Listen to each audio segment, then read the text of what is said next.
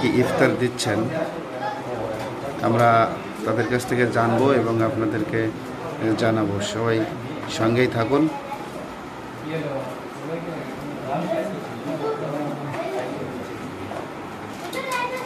আসসালামু আলাইকুম জিল্লু ভাই। ওয়ালাইকুম আসসালাম। ভালো আছেন? আলহামদুলিল্লাহ।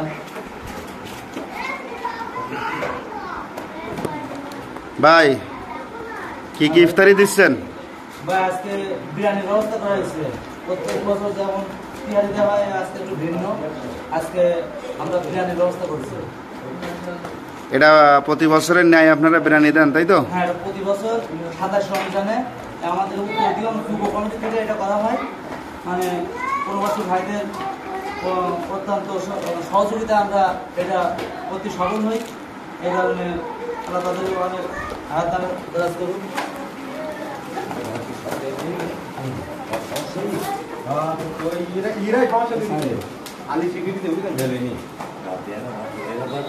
মানে যে ভাত তোমার একটু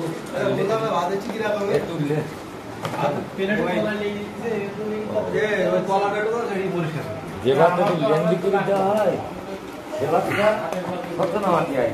ভাই ইফতারের আয়োজন কি আছে ভাই?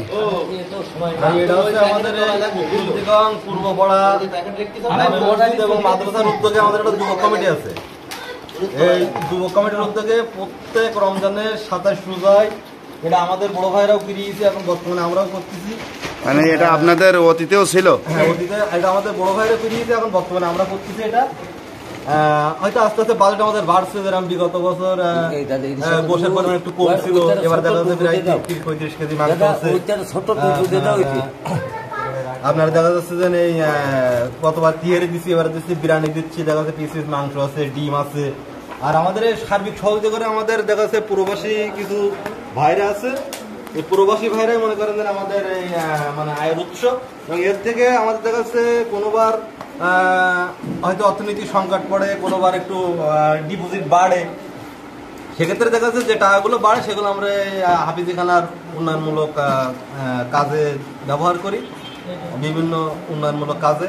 এবং যদি কম পড়ে, ঘাটতি পড়ে, সেক্ষেত্রে আমরা কমিটিতে যারা আছি সবাই মিলে ঘাটতি থেকে দিয়ে এটা মনে করেন যে পূরণ করি। এটা আমাদের প্রত্যেক বছরই আপনার এটা ধারাবাহিকভাবে আসলে আমরা চাই যে না আমাদের পরবর্তী প্রজন্মগণ এটা চালাই যায়, যেভাবে আমাদের পূর্বপুরুষ বা আমাদের বড় ভাইরা চালাই গেছে। তারা এখন অনেকেই বিদেশে আছে, এখন আমরা এটা চালাচ্ছি। তো আপনাদের উদ্যোগটা তো মাশাআল্লাহ খুবই ভালো। আলহামদুলিল্লাহ, দোয়া করবেন আমাদের জন্য।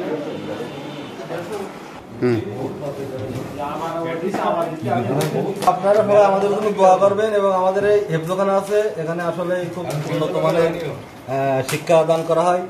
যদি সেরকম কোনো ছাত্র ভর্তি করার ইচ্ছুক হয় তো অবশ্যই আমাদের উত্তর দিগান কাজীপাড়া হাফিজিয়া মাদ্রাসায় ভর্তি করাবেন।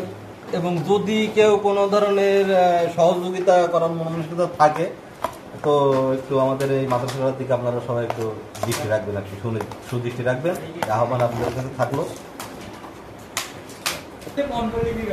ছোট ভাই শামীম ভাই, ইফতারির যে তোমরা দাও প্রতিটা বছর, তো আমার দর্শকদের উদ্দেশ্যে কিছু বলো।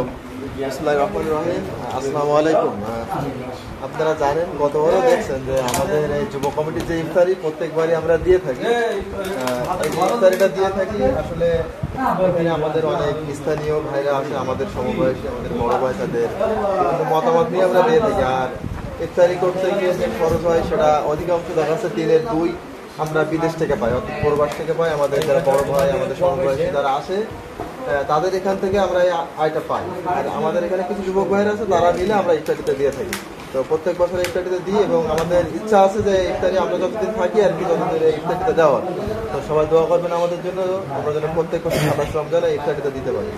তো সবাই দোয়া করবেন আর আমাদের মাদ্রাসার জন্য সবাই দোয়া করবেন। তো বন্ধুরা, সবাই আপনারা উত্তর দিগান হাফিজিয়াখানা মাদ্রাসার জন্য দোয়া করবেন। আর যদি কেউ সহযোগিতার হাত বাড়াতে চান অবশ্যই কমেন্টে জানাবেন। আর আমাদের মাদ্রাসার নাম্বার আমরা ডেসক্রিপশন বক্সে দিয়ে রাখবো। তো সবাই ভালো থাকেন, সুস্থ থাকেন, আর যুবক ভাইদের জন্য সবাই দোয়া করবেন।